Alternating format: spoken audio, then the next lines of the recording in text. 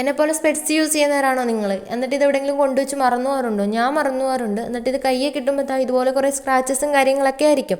അങ്ങനെ പിൻട്രസ്റ്റിൽ തോണ്ടിക്കൊണ്ടിരുന്നപ്പോഴാണ് ഈ സ്പെറ്റ്സ് വെക്കാൻ വേണ്ടിയിട്ട് ഒരു സംഭവം എൻ്റെ കണ്ണിൽ പെട്ടത്. എന്നാൽ പിന്നെ അതൊന്ന് ട്രൈ ചെയ്ത് നോക്കണമല്ലോ. കഴിഞ്ഞ ദിവസം ഞാൻ പൈപ്പ് ക്ലീനേഴ്സ് യൂസ് ചെയ്ത് ഒരു താറാക്കുട്ടി ഉണ്ടാക്കിയത് ഓർക്കുന്നുണ്ടോ? നിങ്ങൾ ഓർക്കുന്നില്ലായിരിക്കും, ഞാൻ ഓർക്കുന്നുണ്ട്. കാരണം താറാക്കുട്ടി ഉണ്ടാക്കിയിട്ട് അത് കോഴിക്കുഞ്ഞിനും മഞ്ഞക്കിളിക്കും ഉണ്ടായ കുട്ടിയെ പോലെ ആയിട്ടുണ്ടായിരുന്നു. പക്ഷേ ഇന്ന് നമ്മളൊരു താറാക്കുട്ടിയെ തന്നെയാണ് ഉണ്ടാക്കുന്നത്. താറാക്കുട്ടി ആയിട്ടുണ്ടെന്ന് തോന്നുന്നു. എന്തായാലും ഫൈനൽ ലുക്ക് കണ്ടിട്ട് നിങ്ങൾ പറ. അതിന് നമുക്ക് ആദ്യം ഒരു പേപ്പർ എടുത്തൊരു താറാക്കുട്ടിയെ വരച്ചെടുത്ത് അതിനെ ഒന്ന് കട്ട് ചെയ്ത് നമ്മുടെ കാർഡ്ബോർഡിൻ്റെ അകത്ത് അതേപോലെ ട്രേസ് ചെയ്തൊന്ന് വരച്ച് കട്ട് ചെയ്തെടുക്കണം. ഇങ്ങനെ ചെയ്യുമ്പോൾ കുറച്ച് വൃത്തിക്ക് കിട്ടും, അതുകൊണ്ടാണ്.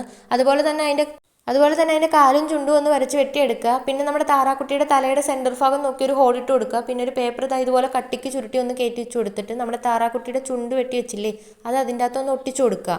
നമ്മൾ നോർമൽ ഫെവിക്ലൂ വെച്ചാണ് ഒട്ടിച്ചു കൊടുക്കുന്നത്.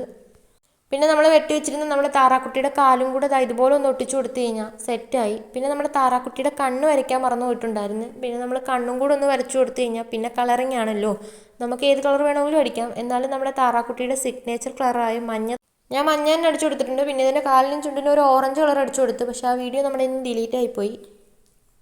അപ്പോൾ എങ്ങനെയുണ്ട് നമ്മുടെ താറാക്കുട്ടിയെ പോലെ തന്നെ ഉണ്ടോ അതോ കോഴിക്കുഞ്ഞിനെ പോലെ ഉണ്ടോ? എനിക്കെന്തായാലും താറാക്കുട്ടിയെ പോലെയാണ് തോന്നിയത്. പിന്നെ ഇതിൻ്റെ പുറകിൽ ഒരു സ്റ്റാൻഡ് വെച്ച് കൊടുക്കാൻ മറക്കണ്ട കേട്ടോ, ഞാൻ മറന്നു പോയിട്ടുണ്ടായിരുന്നു. അതുകൊണ്ട് ഞാനിപ്പോൾ തൽക്കാലത്തേക്ക് ഒരു ടേപ്പിൻ്റെ പുറകിൽ ഇങ്ങനെ ചാരി വെച്ചേക്കാണ്. പിന്നെ നമ്മുടെ കണ്ണാടിയും കൂടെ വെച്ച് കൊടുത്തപ്പോഴത്തേക്ക് ആശാൻ എങ്ങനെയുണ്ട്? ഇഷ്ടപ്പെട്ടോ? ഇഷ്ടപ്പെട്ട് കഴിഞ്ഞാൽ ഒരു ലൈക്കൊക്കെ ചെയ്ത് സപ്പോർട്ട് ചെയ്യാൻ മറക്കരുത്. പിന്നെ നമ്മുടെ ചാനലും കൂടെ ഒന്ന് സബ്സ്ക്രൈബ് ചെയ്ത് സപ്പോർട്ട് ചെയ്തേക്ക്.